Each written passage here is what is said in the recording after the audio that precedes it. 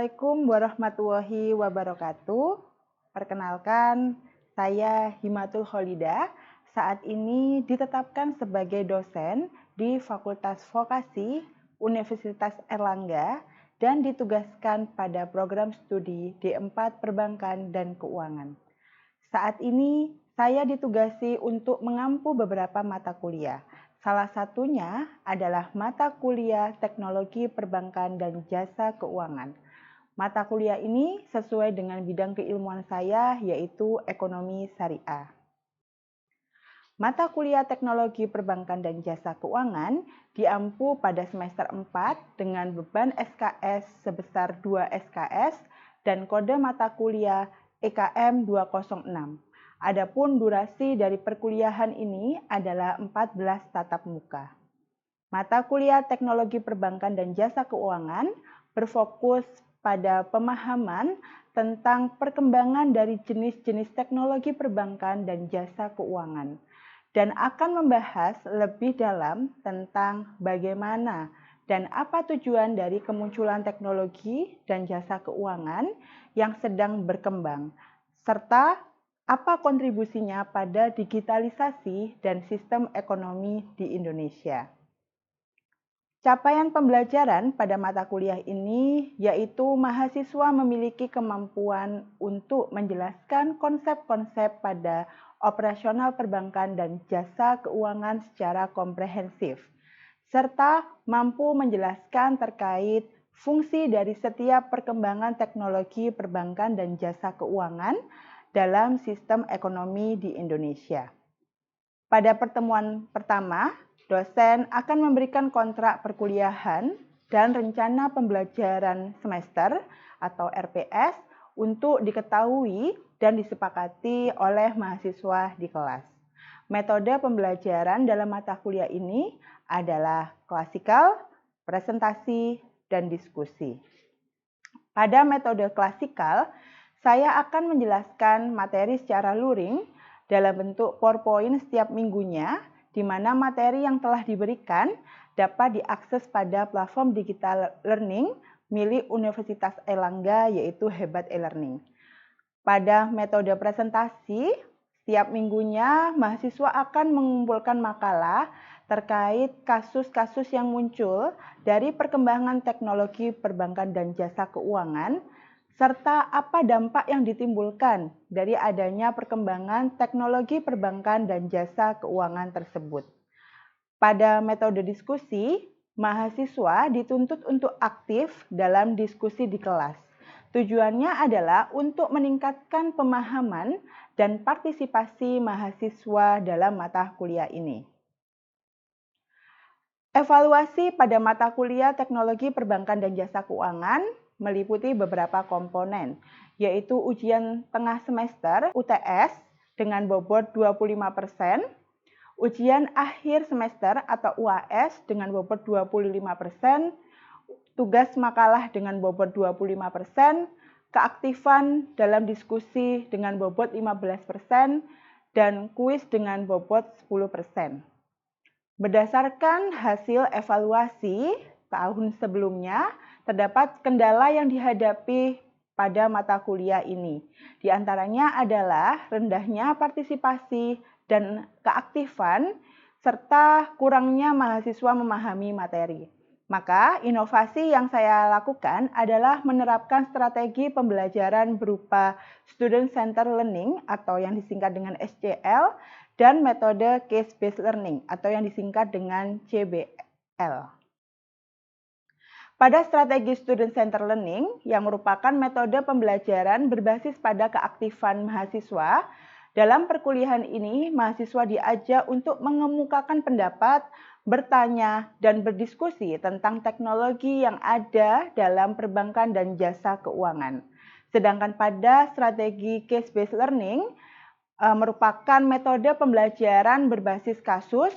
Kasus yang dihadirkan dalam perkuliahan ini merupakan kasus nyata dari awal mulanya muncul teknologi perbankan dan jasa keuangan, skema operasional, kelebihan dan kekurangan, serta dampak dari hadirnya teknologi perbankan dan jasa keuangan bagi perekonomian di Indonesia. Peran saya pada kedua strategi metode ini adalah sebagai fasilitator dan menyimpulkan dari hasil diskusi mahasiswa pada setiap pertemuan. Serta metode ini hadir untuk mendukung pelaksanaan kegiatan Merdeka Belajar Kampus Merdeka atau MBKM di lingkungan Universitas Erlangga. Assalamualaikum warahmatullahi wabarakatuh. Hari ini kita akan membahas terkait finansial teknologi ya, yang itu merupakan pertemuan pertama dari mata kuliah Teknologi Perbankan dan Jasa Keuangan. Sebelumnya, izinkanlah saya menyampaikan RPS yang sudah dibuat oleh tim mengajar. Jadi, di RPS ini akan diutarakan yaitu adalah capaian pembelajaran lulusan dari mata kuliah ini. Ada sikap, keterampilan umum, dan lain sebagainya. Serta deskripsi dari mata kuliah Teknologi Perbankan dan Jasa Keuangan. Tertampil juga di sini adalah materi selama 14 tatap muka. Dan RPS ini sudah saya share ya di Hebat e-Learning, jadi kalian bisa akses masing-masing untuk dipelajari dan dibaca. Di sini juga ada beberapa komponen penilaian selama mata kuliah ini berlangsung. Ada di bawah sendiri tepatnya. Nanti kalian bisa cek-cek saat sudah pulang di rumah untuk sekiranya apa saja penilaian dalam mata kuliah ini. Oke, ke materi ya. Jadi mata kuliah Teknologi Perbankan dan Jasa Keuangan ini nanti ada beberapa dosen yang mengampu. Salah satunya adalah saya, nanti juga ada Pak Hanif, Pak Yosi, dan Bu Fia. Oke, terkait finansial teknologi atau yang disebut dengan fintech, sebelumnya ada yang ingin mengutarakan pendapat, apa sih yang disebut dengan fintech atau apa sih yang ada di bayangan selama ini kalau misalnya terdengar kata-kata fintech? Oke, disebutkan namanya. Ya, nama saya Arbati. Oke. Jadi menurut pengetahuan saya, fintech itu singkatan dari finansial teknologi ya. Jadi kayak sebuah sistem perpaduan dari layanan jasa bank dan teknologi yang terbarukan. Dan di mana sistem tersebut itu memiliki tujuan untuk mempermudah seorang individu atau pelaku usaha dalam melakukan transaksinya secara cepat dan aman. Mungkin contoh dari fintech yang saya pahami mobile banking mungkin. Oke, tadi pernyataan dari Mbak Arbaatin ya terkait finansial teknologi adalah sebuah teknologi ya yang digunakan oleh perbankan. Salah satunya tadi disebutkan adalah mobile banking. Ada yang ingin berpendapat lain? Ya, silakan disebutkan namanya. Saya melihat sebelumnya menurut pengetahuan saya sendiri, fintech merupakan sebuah inovasi dari perusahaan yang menggabungkan antara inovasi aspek pelayanan keuangan dengan kemajuan teknologi sehingga mempermudah penggunaannya seperti yang sering digunakan saat ini yaitu marketplace, online banking, dan juga online payment. Oke, tadi Mbak siapa Mbak? Mohon maaf. Mbak Holima menyatakan bahwa ini adalah sebuah perusahaan yang memfasilitasi perbankan ya untuk berinovasi menggunakan teknologi. Tadi juga sebutkan contoh-contohnya. Sebelum ke definisi fintech, saya akan menjelaskan ya bagaimana teknologi ini sendiri mempengaruhi kita dalam kehidupan sehari-hari. Siapa yang mengira dulunya kalau misalnya harus berbelanja itu harus melalui HP? Tidak ada ya, tidak ada dulu bayangan bahwa ketika harus berbelanja ya harus keluar rumah, harus dandan, harus menaiki transportasi. Tidak ada ceritanya dulu itu adalah bisa berbelanja di dalam rumah. Lalu begitu juga ketika kita memanggil taksi ya, nggak ada ceritanya dulu kalau dulu memanggil taksi itu ya kita di pinggir jalan atau kita yang menghampiri perusahaan taksi. Tapi seiring dengan perkembangan teknologi kita bisa dijemput ya oleh taksi dimanapun kita berada sesuai dengan titik lokasi. Bagaimana dengan di layanan keuangan? Layanan keuangan ini juga berubah semenjak adanya kehadiran teknologi. Di antaranya adalah layanan keuangan, misalnya bank ya. Dulu orang kalau misalnya berurusan dengan bank, dia harus datang ke bank, harus meluangkan waktu, tetapi sekarang dengan hanya handphone kita bisa mengakses layanan perbankan apapun. Begitu juga dengan fiat money ya, atau uang yang beredar. Dulu kita tahunya adalah uang kertas ya, kita tahu bentuknya 100.000 seperti apa, gambarnya pahlawan siapa. Tapi dengan adanya sentuhan teknologi, sekarang orang nggak perlu pegang uang fisik ya. Ada juga cryptocurrency, atau juga yang misalnya bisa kalian temui sehari-hari juga uang dalam bentuk nominal yang ada di saldo OVO ataupun GoPay. Lalu begitu juga dengan layanan asuransi ya. Asuransi ketika kita ingin klaim asuransi dulu harus datang gitu, harus menghubungi marketingnya, harus datang janjian dengan pihak marketing. Tetapi sekarang klaim asuransi hanya bisa melalui handphone seperti itu. Dari semua hal yang tadi kita pelajari ya, yang tadi dikemukakan, kita tahu ini menurut definisi dari beberapa ahli. Jadi finansial teknologi didefinisikan sebagai teknologi canggih dan software modern yang digunakan untuk menyediakan produk atau jasa keuangan. Artinya apa? Artinya ya memang suka tidak suka, mau tidak mau, layanan keuangan juga sekarang terpapar teknologi. Dengan adanya teknologi sendiri, fintech diprediksi akan terus berkembang. Jadi sampai mana perkembangannya itu adalah tergantung bagaimana respon masyarakat. Apa yang bisa dibantu atau diinovasikan oleh perusahaan fintech tentu akan terus berkembang. Fintech juga bersifat fleksibel dan tidak dibatasi secara spesifik ya. Tadi ya artinya kita tidak perlu datang ke bank ya, tapi hanya duduk di dalam rumah, kita bisa mengakses, bisa transfer dan lain sebagainya. Dan fintech dapat berevolusi seiring dengan perkembangan zamannya. Evolusi fintech ya, ini sebetulnya gambaran ya secara umum. Jadi fintech itu kapan sih ada? Jadi dimulai pada generasi fintech 1.0, di mana periodenya adalah 1866 sampai 1987, di mana fokus pengembangan fintechnya adalah infrastruktur. Produk yang dihasilkan adalah kabel transatlantik dan kabel telepon. Lalu berkembang dia fintech 2.0, yaitu periodenya 1987 sampai 2008, di mana fokus perkembangannya yaitu adalah teknologi tradisional, internet, layanan keuangan digital sederhana, dan produk yang dihasilkan yaitu adalah yang kita nikmati ya, kartu kredit, mesin ATM, sistem perdagangan saham elektronik, dan bank mainframe komputer. Lalu hingga saat ini generasi fintech 3.0 sampai fintech 3.5, yaitu mulai dari 2009 sampai sekarang, fokus pengembangannya adalah pada mobile, startup, emerging market, new entertainment, sama smartphone. Adapun produk yang dihasilkan adalah perusahaan-perusahaan startup, lalu aplikasi pembayaran digital, dompet digital, blockchain, cryptocurrency, peer-to-peer lending, dan crowdfunding. Membahas fintech, tentunya kita harus paham ekosistem fintech ya. Jadi fintech ini bisa muncul karena dukungan dari siapa? Ya tentunya fintech tidak bisa hadir sendirian, tetapi dia harus didukung ada 5 komponen inti. Yang pertama adalah dari sisi demand itu adalah mewakili sisi permintaan. Jadi fintech itu ya pasti hadir karena ada yang minta gitu ya, karena ada kebutuhan dari masyarakat.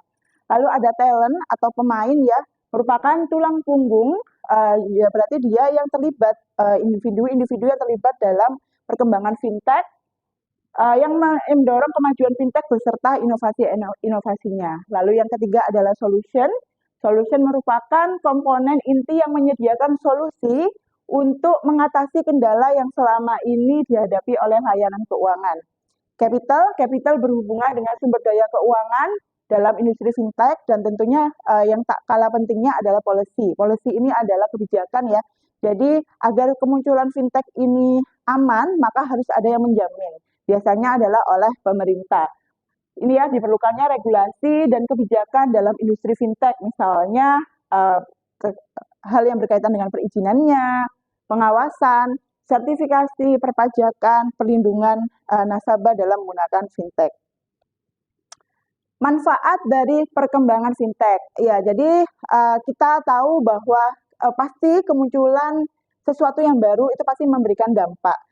Begitu juga dengan fintech, yaitu yang pertama adalah proses bisnis lebih akurat. Bagaimana sentuhan fintech ini membuat proses bisnis lebih akurat? Contohnya UMKM ya, UMKM dengan adanya kasir ya, kasir digital akan dimudahkan.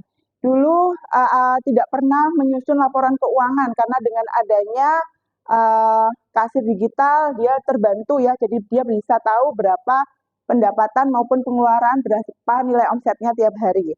Lalu yang kedua adalah jangkauannya semakin luas. Artinya apa? Artinya misalnya kita sebagai UMKM tadi ya, ketika kita mempromosikan produk kita, itu tidak hanya skupnya adalah orang-orang sekitar yang bisa mengkonsumsi produk atau barang jasa, tetapi juga bisa seluruh Indonesia bahkan seluruh negara untuk ekspansi ke luar negeri. Lalu yang ketiga adalah waktu penyampaian informasi menjadi lebih cepat dan efisien, pengambilan keputusan menjadi lebih cepat dan tepat. Ya tadi misalnya adalah ketika kita adalah perusahaan UMKM yang menggunakan fintech, maka kita bisa tahu kapan sekiranya misalnya stok kita berapa, apakah perlu menghubungi supplier saat ini atau minggu depan.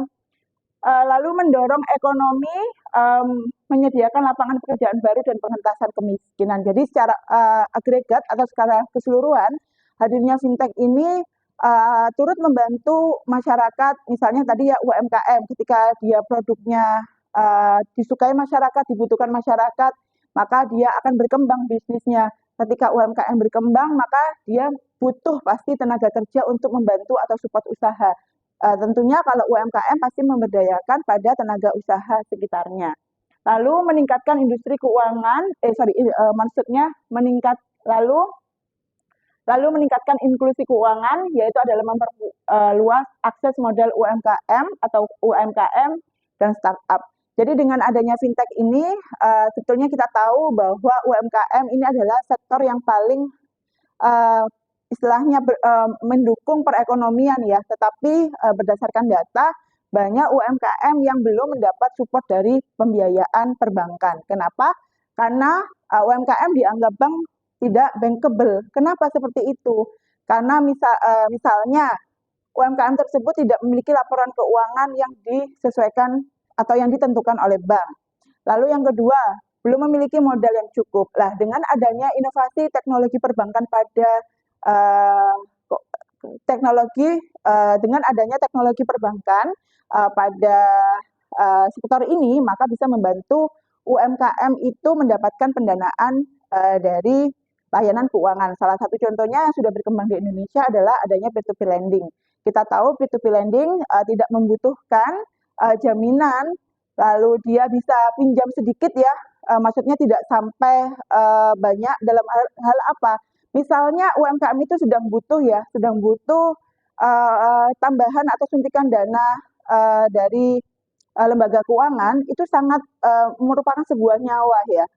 Walaupun misalnya 50 juta misal di bank dia tidak lolos, tetapi kalau misalnya dia kehilangan opportunity untuk memiliki aset 50 juta, maka ya dia bisa saja tidak berlangsung lama usahanya.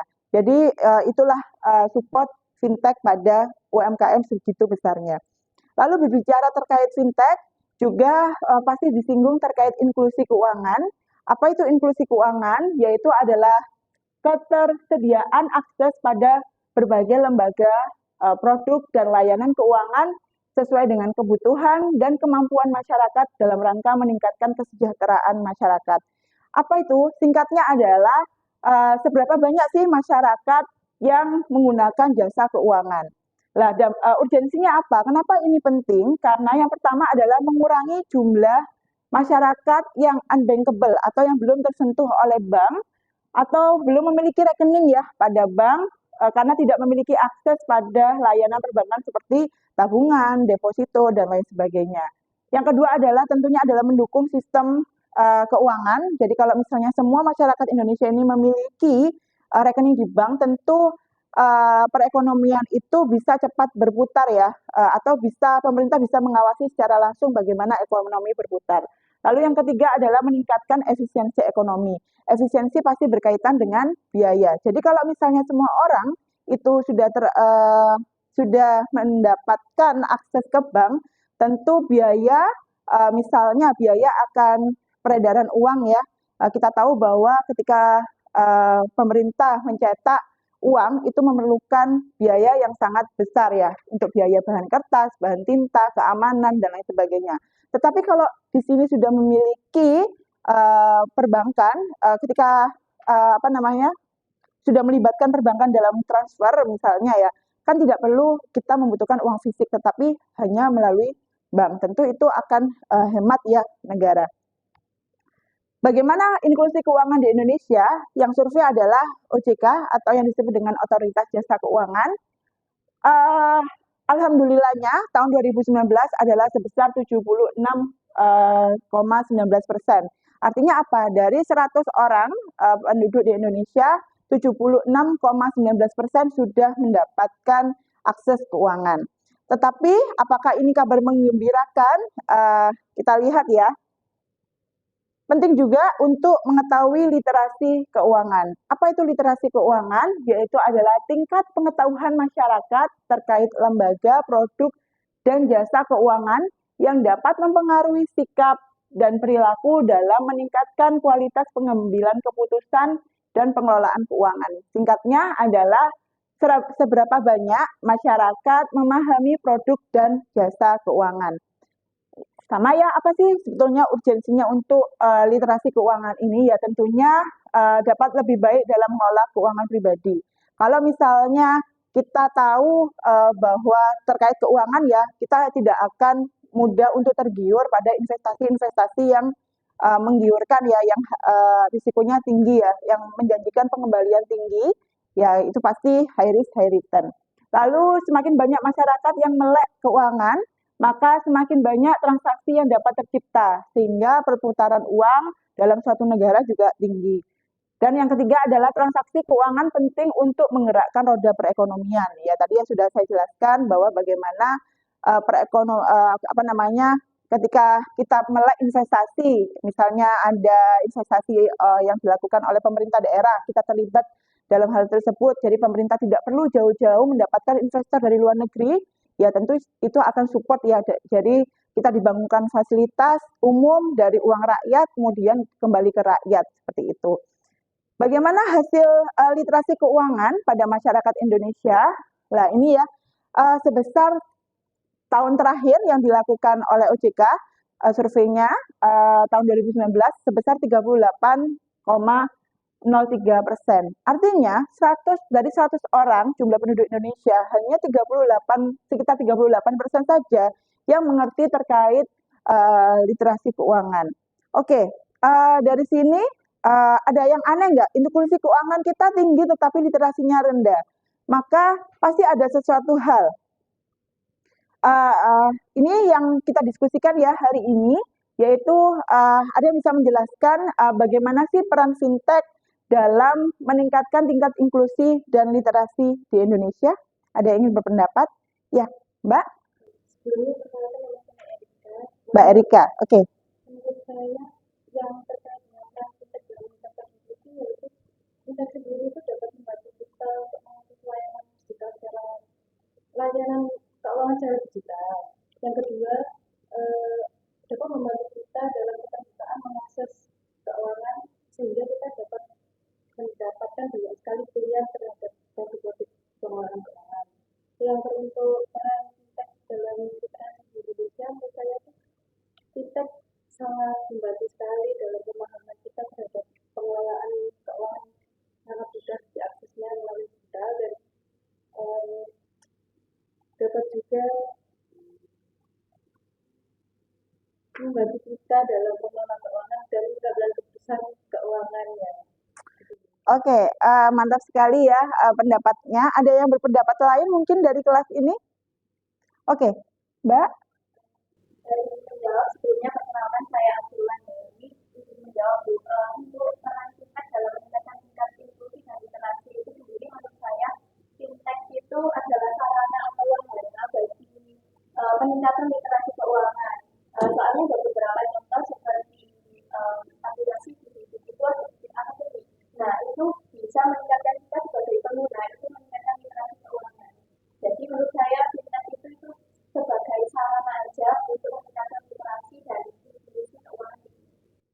Oke, beri aplaus ya semuanya, luar biasa sekali diskusi kita hari ini. Saya sepakat ya dengan jawaban yang dikemukakan bahwa fintech sangat berperan sekali pada inklusi dan literasi keuangan di Indonesia. Dengan adanya teknologi ya, sekarang siapa sih yang nggak pegang handphone? Pasti semua pegang kan? Atau siapa sih yang nggak punya handphone? Siapa sih yang nggak punya paketan? Siapa yang nggak bisa internet? Pasti semua sudah kan?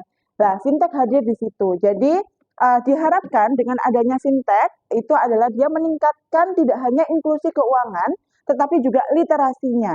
Jadi akan banyak nanti video-video atau misalnya platform-platform yang edukatif menjelaskan kepada masyarakat, misalnya terkait produk dan bisnis bank, apa manfaatnya, apa keuntungannya.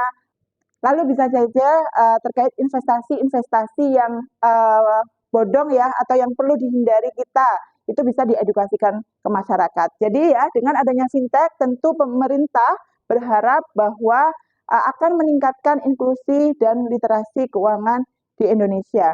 Artinya apa?